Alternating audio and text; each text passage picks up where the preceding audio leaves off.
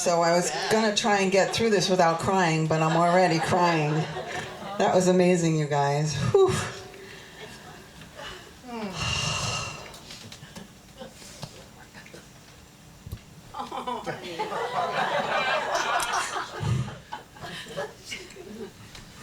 Easter. Easter is the most important holiday in Christianity, and its meaning can be understood in a few different ways: historically, spiritually, and symbolically. Easter celebrates the resurrection of Jesus Christ from the dead 3 days after his crucifixion, which symbolizes the victory over death, hope and eternal life, God's love and redemption. For Christians, it is the fulfillment of the promise that life continues beyond the physical death. Easter carries a deeper universal message, though. It's about renewal and rebirth, transformation after hardship, light overcoming darkness. These are the ways that we see and use the resurrection within our own life. It mirrors the natural world, springtime, when life re-emerges after winter. From a metaphysical perspective, Easter symbolizes the awakening of the higher self, rising above fear, limitation, and old patterns, the realization of the divine nature within. It is not about one historical event. It's about personal resurrection over and over again. Letting the old self fall away and stepping into a more awakened, loving, and empowered version of who you are and who you came here to be. Now, before Easter, we had a week filled of symbolic meaning. It started out with Palm Sunday last week. And Jesus entered Jerusalem riding on a donkey. Crowds welcomed him with palm branches, shouting, "Hosanna," recognizing him as a king, though not fully understanding his mission. The spiritual meaning of this is the recognition of divine presence entering consciousness. When we have a calling within each and every one of us at any point to wake up to our soul, it's happy, but it does not really know what we're going to have to go through to make that alive, to make that consciousness alive in our life. And that's what the Palm Sunday entrance is about. Then we have Holy Monday, where he clears the temple. Jesus drives out the money changers from the temple, calling out corruption and misuse of sacred space. So within us, it's a clearing out of inner cluster. It's false beliefs that we need to get rid of. It's distractions to make room for the truth. Our soul sees all the undoing that needs to get done. Then on Holy Tuesday, he's teaching the parables. He teaches in the temple, sharing parables and challenging religious leaders. He speaks about faithfulness, truth, and the coming kingdom. It's like when we come here on Sundays to be reminded of what we already know, of what that Christ consciousness within us already knows. The spiritual meaning is deepening awareness and spiritual understanding. Then we have Holy Wednesday, which is when the betrayal begins. When Judas agrees to betray Jesus to the authorities for 30 pieces of silver. Now it's interesting. We were here Wednesday night for Holy Wednesday, watching The Shack, which is all about forgiveness. And there were 12 of us here, which I thought was very interesting. But the spiritual meaning of Holy Wednesday is the inner conflict between higher truth and the ego or fear. Sometimes our ego hangs on and shouts louder because it knows it's losing ground when we decide to step into that consciousness. Monday, Thursday, which is the Last Supper and the foot washing. Jesus shares the Last Supper with his disciples, instituting communion and community. He also washes their feet, modeling humility and love. Later, he prays in the Garden of Gethsemane and is erased and is arrested. I studied it. And gets arrested. The spiritual meaning. Love is expressed through service, surrender to our divine will, revealing deep truths about consciousness, identity, and spiritual alignment. And then we have Good Friday, the crucifixion. Good Friday, or God's Friday. It's the day we remember all of the suffering Jesus experienced at the end of his life. The same people who were calling him king on Palm Sunday were now shouting, "Crucify him." He is tried, beaten, and crucified, and dies. The spiritual meaning is to let go of the old self, transformation through surrender. And then yesterday, Holy Saturday, represents a sacred pause, a liminal space or in-between space where transformation is happening invisibly. This is where faith is tested, not through action, but through stillness and trust. And now there's today. The metaphysical meaning of Easter goes far beyond the historical event. It represents a universal inner awakening, a triumph of life, truth, and consciousness over limitation. At its core, Easter is not just about the resurrection of Jesus Christ, but about that resurrection symbolizes within each and every one of us. The resurrection as an inner awakening is rising of the higher self, our divine nature, above fear, above doubt, above ego. It represents awakening from spiritual sleep, rising above old beliefs and limitations, remembering your true identity as a spiritual is spiritual, not just physical. Easter is asking us, what in you is ready to rise up?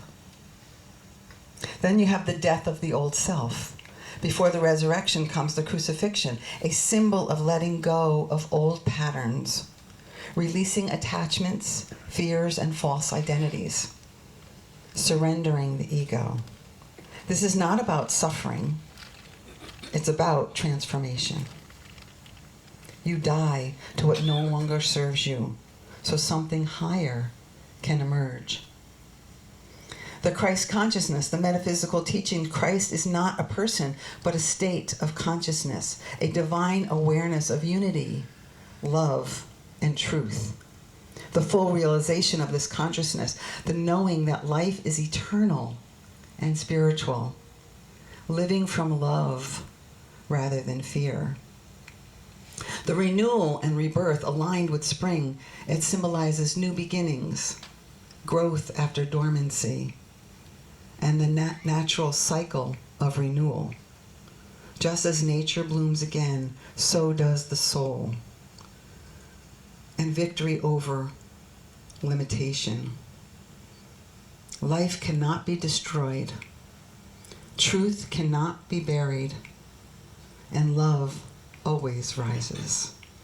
It's a reminder that no matter how dark things seem, there is always a higher outcome unfolding. And we cannot have Easter, resurrection, or transformation without Good Friday. We cannot have Easter, we cannot have a resurrection without a death. And reminder that it is a resurrection, not a resuscitation. We aren't going to be the same person. We're going to be something new on the other side of it. Easter is the awakening of the divine within you, the release of the old, and the realization that your true nature is eternal, whole, and alive. These are all wonderful messages and meanings. They are alive and available to us every day. The Christ consciousness that we speak about every week. Now I want to share how it showed up for me in this couple of weeks ago when I was in Maui.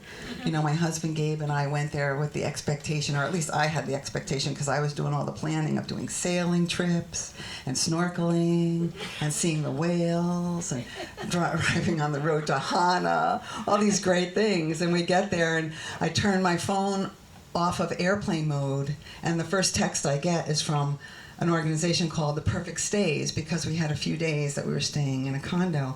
And they said, due to this upcoming storm, you may want to get another room because you will be evacuated and you will not get a refund for your money.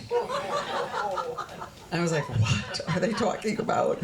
So I go up to the car guy, we're renting our car, and he's like, oh yeah, there's this Kona storm coming in, and where are you staying? I said, Kihei. He's like, oh. Kihei always gets flooded. I'm like, oh my God. So anyway, I didn't panic. Did I panic, Gabe? I didn't panic.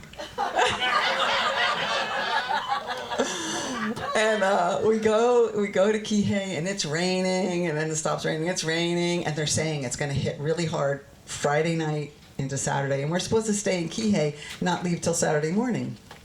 So Friday morning I wake up, and there was something in me that knew. It wasn't me. Something in me was like, get out. Get out now. So I picked up the phone, and I called, and I got a room somewhere north of us, higher ground. And we just left. We got this room. I said, we paid for this room. We're not going to get a refund. I don't care. I need to be somewhere safe. Good thing we did, because the next morning on the news was the road in front of the Maui Banyan where we were staying washed away. It was a river. That's all that was there. And I was like, and what was interesting about it was, with all of my thoughts and fear ahead of time, when it was time for me to move, I knew it. I did it. I was guided, and I was safe. Now, that's not the end of the story. It just kept raining, and the wind kept blowing, and I was being afraid, and I was calling my prayer partners, and I called Silent Unity. I mean, it was just... But what happened was, eventually, I remembered. Every time I talked to these people or heard a prayer, I got still, and I remembered. The peace is in me. It's not about what's going on outside of me. I can no longer pray to a God to make it stop raining, because I don't pray to that God anymore. I don't believe in that God anymore. It's in here. And then I was able to really enjoy our trip. It was different. We walked around with plastic bags on us, We went swimming in the rain. It was, as long as it wasn't lightning out. But a couple of things that were amazing to me was, first of all, the awareness of my community and how the people prayed with me and sent me these amazing messages, and I just was able to get grounded in the truth. And also, like what I have done, I brought with me, I was reading Practical Metaphysics by Eric Butterworth, and I also always bring my daily word. And every day there was a message that was really potent and clear, that it was for me that day in these storms. And the last day, as we left, I read my daily word, and it was faith. Faith is my refuge and resource in every season. My faith in God empowers me to live confidently as I adjust to life's shifting fortunes. My comfort and stability are not in the outer world. Instead, I am strengthened and comforted as I commune with the divine throughout my life's journey. At all times and in all circumstances, I am faith-filled, blessed with wisdom, peace, and light. And I'm so grateful that I had that awareness and that willingness to rise above this. Because at one point, I was thinking, should we just go home? I'm like, no, I'm not going home. I'm in Maui. I'm going to stay in Maui. But it was also so great for me to realize, that I needed to go through that to see how much I've grown, to see how much I've overcome that fear, that place of fear that I can tend to live in. Acknowledging that humanness in me, and then also seeing that part of me that rose above it. It was a great vacation. So metaphysically, in our everyday life, the Easter message is, when you die to an old way of being, which is our limited, false, self-critical, self-damning belief, we die to that, and we open to the truth that the light of God lives in us. We can never be separate from God. We are part of God's own heart. The love that Spirit extends to us is unbreakable, unshakable, and undeniable. It is the truth, and it cannot be changed. There is nothing that can separate us from the love of God. Charles Fillmore said, Christ, absolute principle, and God idea, man, is the true resurrecting power and the life in each of us here and now Jesus resurrected his body through the spiritual I am dwelling in him. The resurrection is taking place in us every time we realize the perpetual indwelling life that is connecting us to God within us. So have you been stuck on a crucifixion for a year, a day, for 10 years, or an old belief, an old pattern that is keeping you from the truth of your resurrected being, from the truth of the light that you came here to be? Come back into the connection with that truth of the Christ consciousness within you. The resurrection takes place in us every time we have that realization, that perpetual indwelling of life that has connected us to God and to one another. To embody it, to take it in, our deepest core, to say, yes, this indwelling life of God is in me too. Then we can release old limiting beliefs, the old message of our unworthiness and shame. They are not who we really are. We believe in a world or a system of grace, which means we receive gifts. Gifts that we don't have to do anything to deserve. We are deserving. We were born deserving. We were born worthy. Life is pouring forth its beauty, its grace, its abundance, its love, its power, its healing all the time. It is ready. It is already given to you. You don't have to be good enough to get it. You don't have to be perfect. You don't have to follow the rules. You just have to open up to the truth of it. That is the Easter message. When we die to the old way of being, which is our limited, false, self-critical, self-damning belief, we die to that and we open to the truth that the light of God is within me and the light of God is within you. Jesus said, don't you know that you are the light of the world? Do you know it? Do you know it? Do you know it? Do you know it? Yeah. Yeah.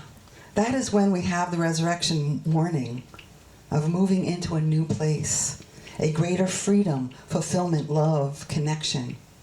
That is what we are about. And when we know it, when we know that we are the light of the world, we have that awareness.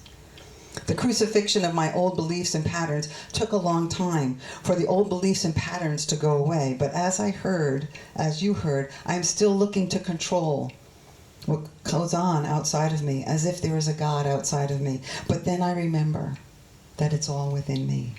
I come back to the peace that surpasses all understanding that's right here, and it never leaves me. When I came to Unity for the first time, I had been seeking for a long time. Gabe and I had been looking for a long time. But then I began to believe what I heard here, and I took the steps to make the change, to rise above my old way, and something new began to happen. Just the other day, I was in a Catholic church, and there was a one line that always, once I left the Catholic church, it was a one line that always made me angry. And the other day, it didn't make me angry. It made me sad, but it didn't make me angry. And that line is, it's during the preparation of the communion, and the line is, Lord, I am not worthy to receive you. And I was like, wow, I don't believe that anymore. But I'm sad that they still say that. So it's that rising above. It's that knowing that we cannot not be God or the Christ. It is who we are. We are made in the likeness and image of God. So when you find yourself on that cross, don't quit. We are all human, and it takes what it takes to resurrect to this new way, this new thought of living from the Christ consciousness. We all have to have a Good Friday before we have an Easter Sunday. What has replaced those old limiting thoughts of mine is freedom, empowerment, authenticity, a resurrection, a rebirth. In Colossians 1:26-27, it says, there is a mystery that has been kept hidden in the ages and generation and is now disclosed to people.